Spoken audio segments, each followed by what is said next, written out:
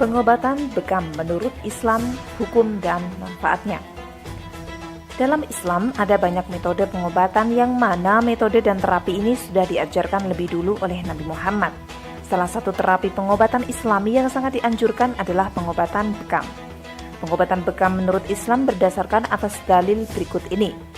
Diriwayatkan dari Sa'id bin Jubair RA, dari Ibnu Abbas RA, dari Nabi bahwa beliau bersabda, kesembuhan bisa diperoleh dengan 3 cara: minum madu, sayatan pisau bekam, dan sundutan besi panas.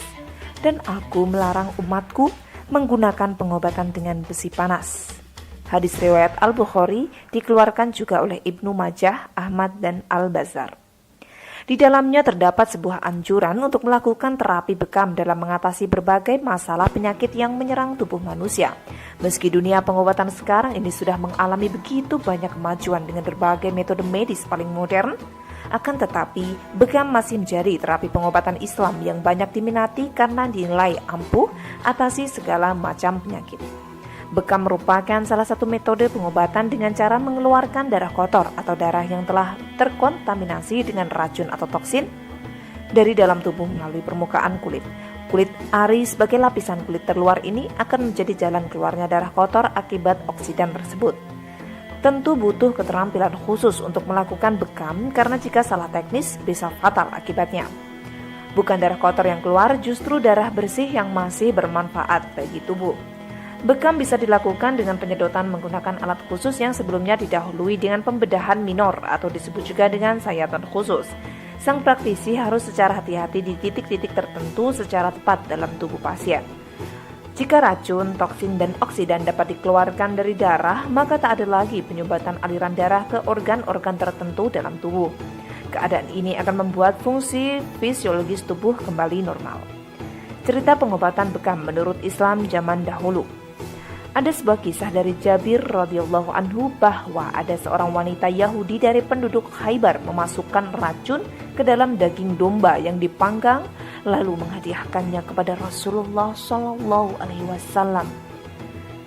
Bagian kaki telah dimakan oleh Rasulullah dan beberapa sahabat Rasul juga turut memakannya. Sahabat Rasul yang memakan hidangan tersebut beberapa ada yang meninggal.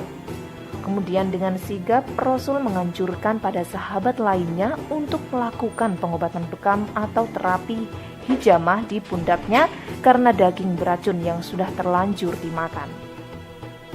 Yang mengobati beliau yaitu Abu Hindun dengan menggunakan tulang tanduk dan mata pisau. Rasulullah Shallallahu Alaihi Wasallam pernah bersabda, sesungguhnya cara pengobatan paling ideal yang kalian pergunakan adalah hijamah atau bekam. Muttafaq alaih. Hukum hijamah atau pengobatan bekam menurut Islam. Hukum pengobatan bekam menurut Islam dijelaskan oleh Imam Ghazali yang berpendapat dalam kitab Tashirul Fiqih lil Muslimil Mu'ashir oleh Dr. Yusuf Qardawi. Al-hijamah adalah termasuk fardu kifayah. Jika di suatu wilayah tidak ada seorang yang mempelajarinya, maka semua penduduk akan berdosa. Namun jika ada salah seorang yang melaksanakannya serta memadai, maka gugurlah kewajiban dari yang lain. Menurut saya, sebuah wilayah kadang membutuhkan lebih dari seorang, tapi yang terpenting adalah adanya jumlah yang mencukupi dan memenuhi seukuran kebutuhan yang diperlukan. Jika di sebuah wilayah tidak ada orang yang muhtajib atau ahli bekam, suatu kehancuran siap menghadang dan mereka akan sengsara karena menempatkan diri di ambang kehancuran. Sebab zat yang menurunkan penyakit juga menurunkan obatnya dan memerintahkan untuk menggunakannya serta menyediakan sarana untuk melaksanakannya. Maka dengan meremehkannya berarti sebuah kehancuran telah menghadang. Bekam menurut Islam, semoga bermanfaat dan salam rahayu.